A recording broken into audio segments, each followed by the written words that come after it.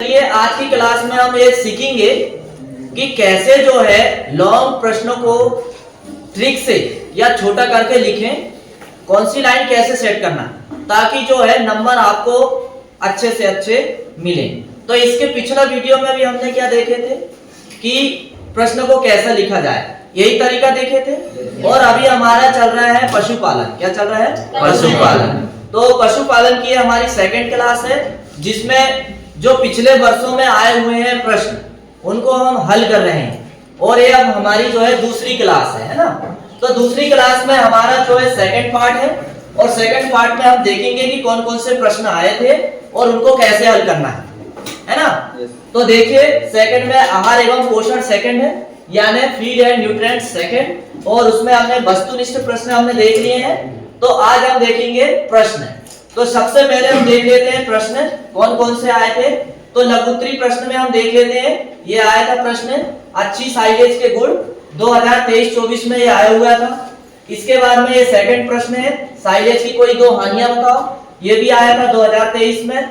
इसके बाद में आया था भारत में साइलेज के कम प्रचलन के कारण, कि हमारे भारत में जो है किसान लोग जो पशुपालक है वो साइलेज का उपयोग कम क्यों करते हैं, उसका कारण पूछा था। ये पूछा था 17 में भी पूछा था और 22 में भी पूछा था।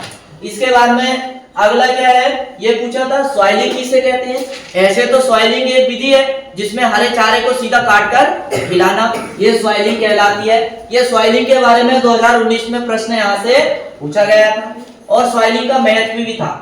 अब इसके बाद में आया था कि उत्तम ध्येय क्या है, सूखा चारा को क्या कहते हैं, ध्येय कहते हैं। तो उस सूखे चारे में क्या विशेषता होनी चाहिए जो पशुओं के लिए अच्छा और फायदेमंद हो और दूध का उत्पादन बढ़े। तो ये 2023 में आया था ये प्रश्न।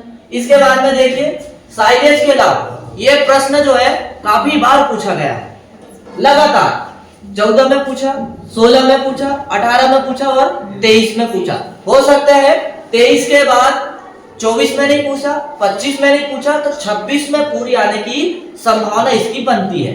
तो इसे आप बहुत अच्छे से समझिए। फिर इसके बाद में एक प्रश्न आता है जो पिछले 2014 में आया था। ये सवाल है, ये सवाल हालांकि अभी 2014 के बाद ऐसा सवाल कोई पशुपालन में नहीं आया है, लेकिन फिर भी हम इसे हल करके देखेंगे। यदि बाई चांस आ गया ये सवाल तो इसको कैसे हल करना, सॉल्व कैसे करना है जिससे नंबर अच्छे मिले। फिर इसके बाद में साइलेज बनाने की गर्त विधि के 3 गुण लिखिए। गर्त विधि आप भली भांति से जानते हैं, उसके बारे में विशेषता बतानी है। ये पूछा था 2019 में।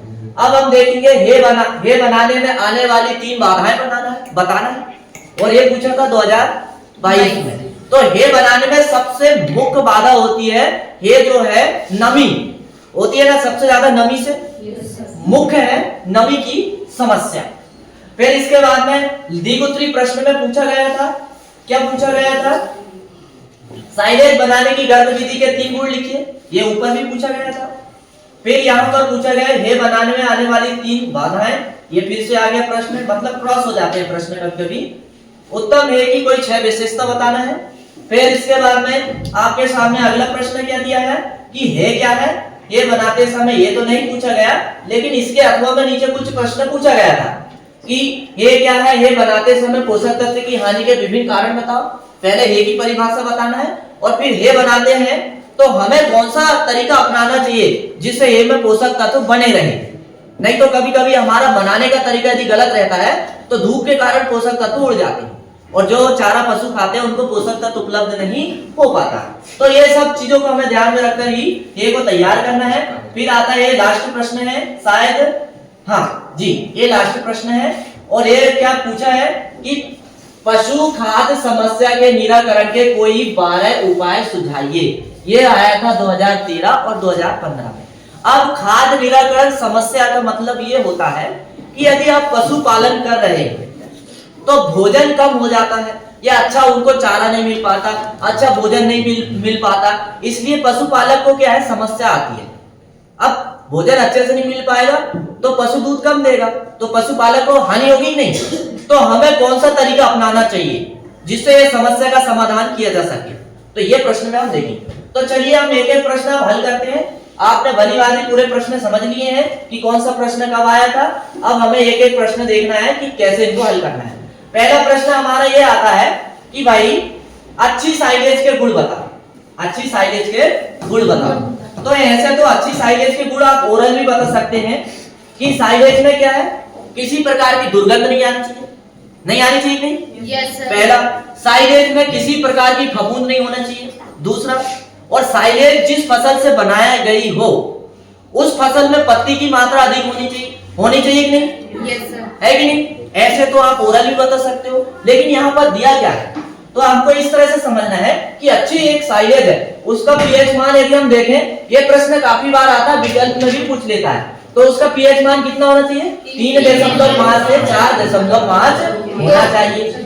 फिर इसके बाद में 4.2 दिया है, यहाँ पर 4.5 के अबव होता है, ठीक है। इसके बाद में दूसरा क्या दिया है, भीनी भीनी सुहानी गंध हो और स्वाद थोड़ा हो, अम्लीय होना चाहिए। मतलब जब पशु खाए तो जिस चारा से वो बना है उसको स्वाद आना चाहिए और खाने में भी उससे क्या हो, मजा आना चाहिए।